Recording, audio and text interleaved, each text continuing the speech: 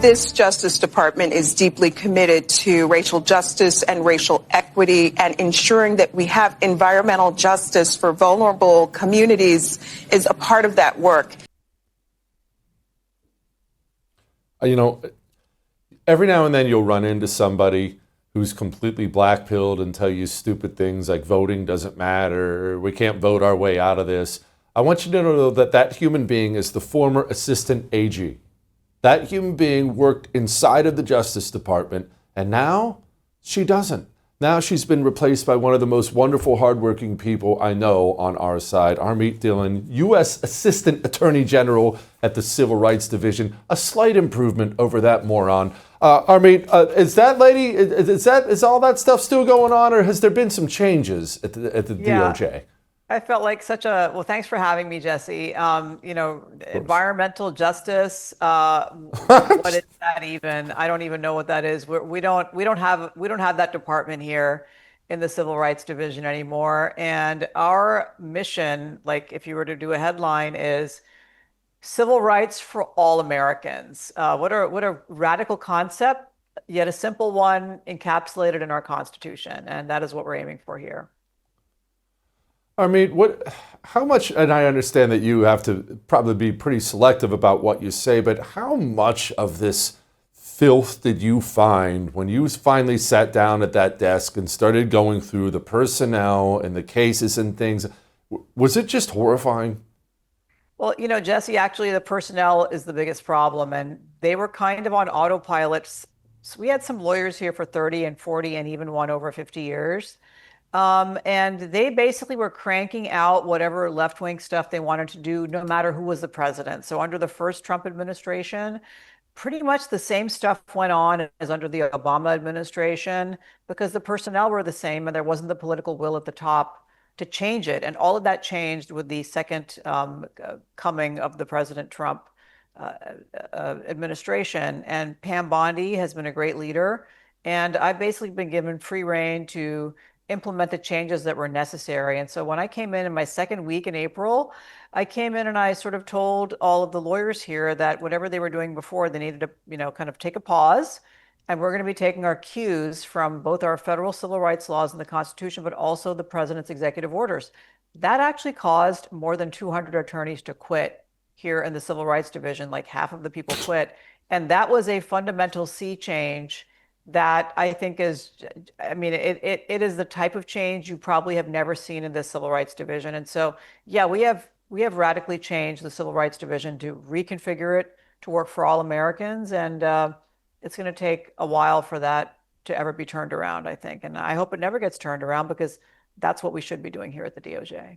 Yeah, it's nice when the trash takes itself out. How much of a challenge have you found it to fill those spots up, or do you even want to fill those spots up? I continue to hear that the part of the challenge is you can't find people who want to come risk the reputational dangers of working underneath Harmeet. Well, that's the left-wing, you know, kind of trope. But the fact is, we do have a problem in the conservative side, because there are actually very few lawyers who are trained in and dedicated to civil rights from this constitutionalist perspective. As you know, from talking to me many times, that has been my career. I come at the First Amendment and equal protection and voting rights from that traditional conservative perspective.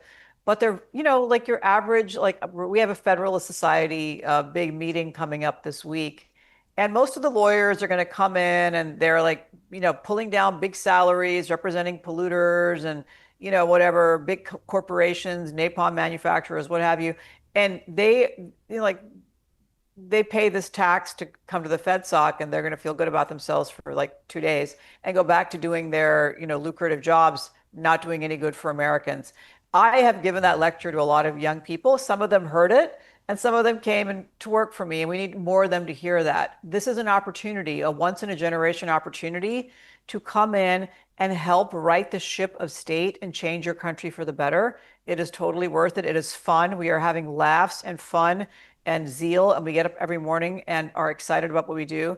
And so I want to invite people in. It's going to be really fun for the next 3 years here in this administration.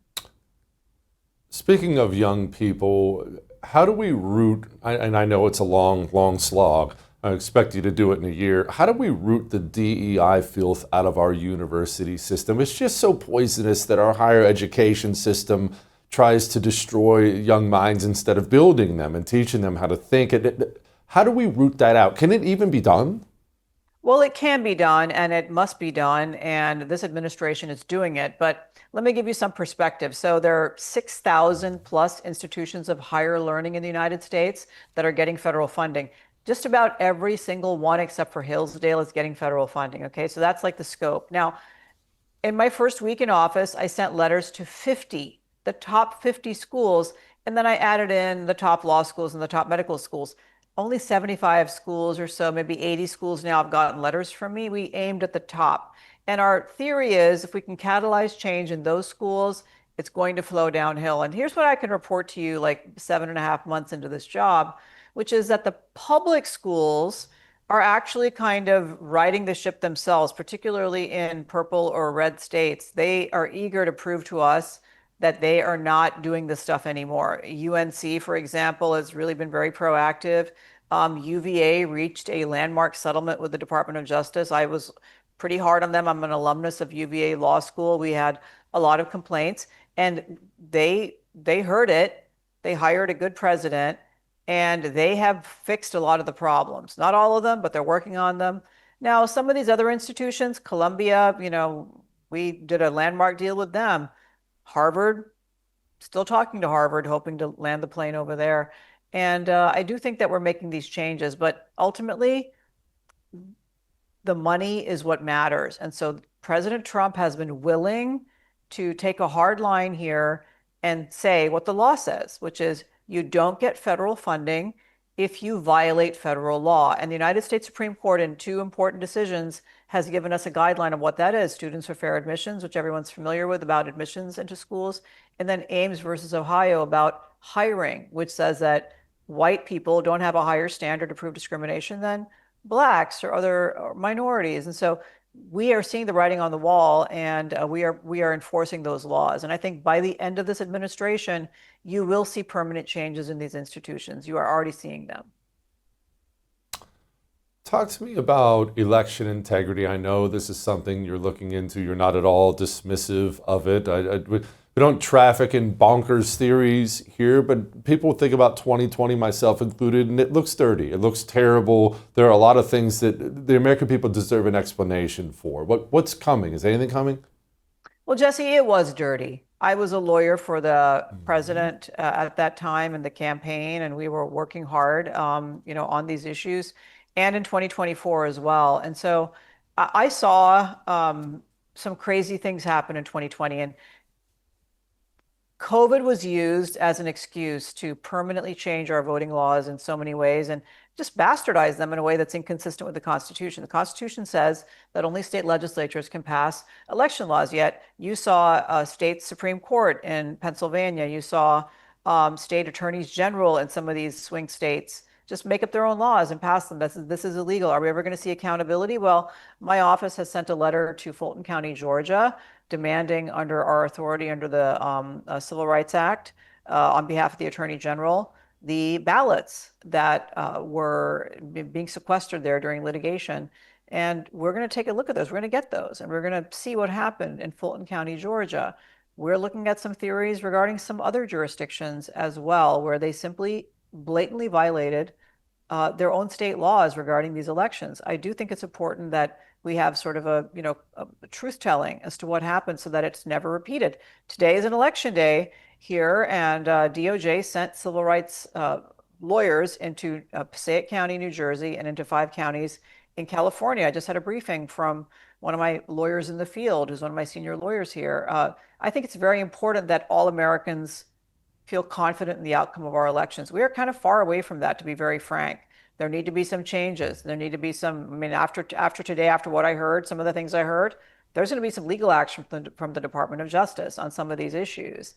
And so I'm not dismissive of it. At the same time, some people have some wackadoodle theories out there, and it really isn't productive to indulge in conspiracy theories. And so what I have to do is walk the fine line. I get criticized on some other podcasts. So why are you sending what letters, Harmeet? Why aren't you like sending in the National Guard or something? Well, because this isn't martial law. This is America. We have some due process over here. We have to follow certain steps here at the Department of Justice, and we're following them. I talked to the president. I talked to the White House, and I'm also a lawyer for over 3 decades. And so rest assured that this president and this DOJ is firmly committed to election integrity, and we're doing everything possible within the bounds of the law to make sure that we get to the bottom of what happened, what's going to happen, and that everyone feel confident in the outcome of our future elections. Harmeet, I sleep so much better at night knowing that you were there. I appreciate you more than you know. Thank you, ma'am. Come back soon.